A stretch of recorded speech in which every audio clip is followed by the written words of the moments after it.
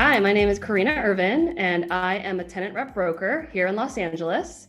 I started my own company, which is Peninsula Commercial Real Estate Group, in 2019, after over 10 years in corporate real estate in some of the biggest brokerage firms in the country. And my focus now, and I'm really passionate about working with other female entrepreneurs. So I'm excited to pivot and have my focus and representing tenants throughout LA, throughout Southern California, really. Office brokerage.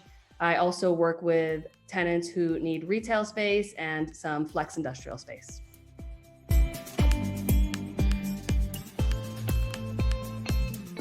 You know, when COVID hit, it was crazy. It was really quiet. It went from being very busy to silence. Like everything just stopped. Everybody put their requirements on hold. Nobody wanted to do anything. So there was a period of COVID in the beginning where we were, as brokers here in LA at least, were very afraid about what the future had in store for us. So it was a stark change from super busy, rates rising, vacancy low, to dead silence. So I don't know how it is in other parts of the country, but in LA, it was definitely a scary period.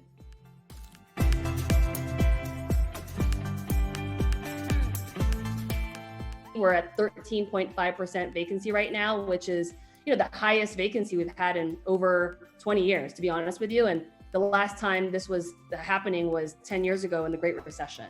So I would say, that part, it's still, vacancy is still high. We still have a lot of vacant office, retail, industrial, industrial doing pretty well, but retail and office to fill up before we're in pre-pandemic levels. I will say that deals are happening, people are getting back to work, and optimistic about the future. LA opening, California opening, people are starting to feel more bullish about the future. They're more optimistic about the future. So it's almost like all of a sudden it went from very quiet to very busy, like overnight. Like vaccines started rolling out, people started getting vaccinated, and then they were just like, let's get back to work. So I would say super stark contrast from quiet to, phones ringing off the hook and nonstop touring and nonstop deal making again. So happy to report that. LA is a market, we're still pretty high vacancy. For landlords, some of the trends that we're seeing is they're definitely still trying to keep their face rates up, although, rental rates are declining. I think landlords are still trying to keep that as high as possible because obviously it affects the value of the building. So they're giving more concessions, free rent. They're giving, more money on TI, I'm seeing. And I think, construction costs have gone up, but I also think landlords are trying to work with tenants more and giving more tenant improvement dollars, hopefully still trying to get some turnkey build outs for some of our clients. So I will say it's still a good time to be an office tenant because landlords are motivated to do deals. In LA specifically, we have a lot of entertainment companies. So the entertainment companies are still growing. Our tech companies are still growing. Some of the biggest deals right now was Hulu, Snap, Roku, for example, on the West Side. I mean, those companies are continuing to grow. They are doing a hybrid model of like work from home. So I would say that some of the female entrepreneurs that are rock stars and growing here in LA are advertising companies. I have a really big producer that I'm working with right now, and she's working with some A-list celebrities, and she's a female, run company, a PR company. So a lot of ancillary services to, marketing, advertising, tech still. But, your traditional kind of studios, there is a lot of that coming back to the market. But for example, like I'm working with a production company and they're actually able to go into more industrial flex space because they're looking for the high ceiling. They don't need such heavy post-production kind of dark space. They can actually utilize, their regular office space with the soundproofing and kind of have a dual purpose to it. So I think in some senses, they are kind of, because price per square foot is pretty high here in LA, they're having to use some of their spaces, whether it be conference rooms for like a team building, not just a conference rooms, or private offices for like editing with space usage. And again, because of the unique, products that we have here with the flex industrial space, a lot of these movie companies and production companies, they do like that over going into like a high-rise building. And so the industries that are growing and that are needing space and that are really looking to expand in the future are kind of those more creative offices, more creative companies. So like tech companies and entertainment advertising firms. Those are the industries that are growing here in our market. The law firms and your accounting firms and your financial service firms, they aren't exactly growing like gangbusters like some of these streaming content companies, right? And so I would say the demand for creative office is there. And so therefore these landlords who have more industrial space or more traditional offices, they can charge more if you're a creative office user, and therefore they convert it to that because they can get the return with the rent.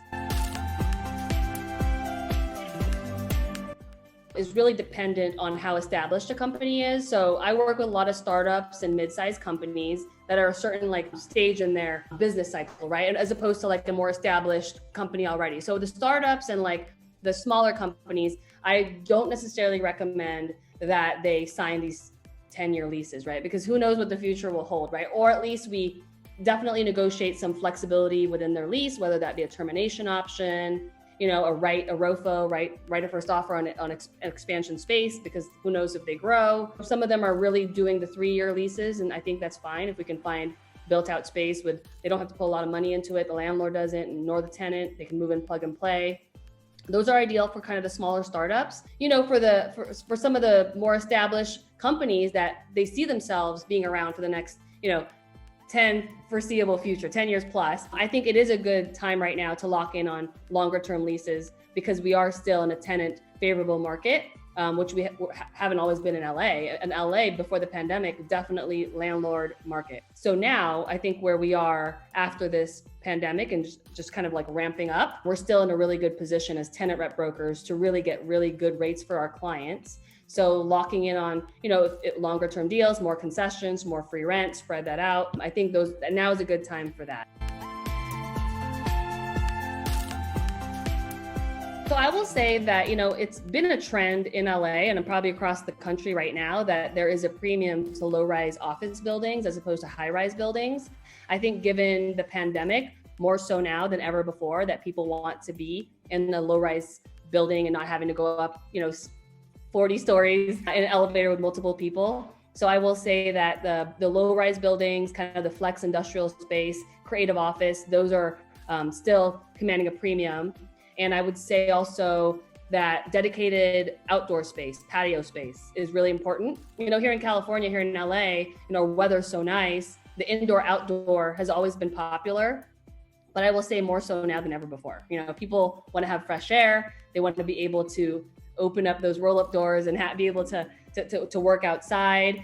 So I think that's definitely going to continue. We're seeing, I'm sure across the country too, more, companies doing flexible work schedules. And so one of the trends that I'm seeing, we're talking about having parking be kind of staggered because we pay for parking here in LA.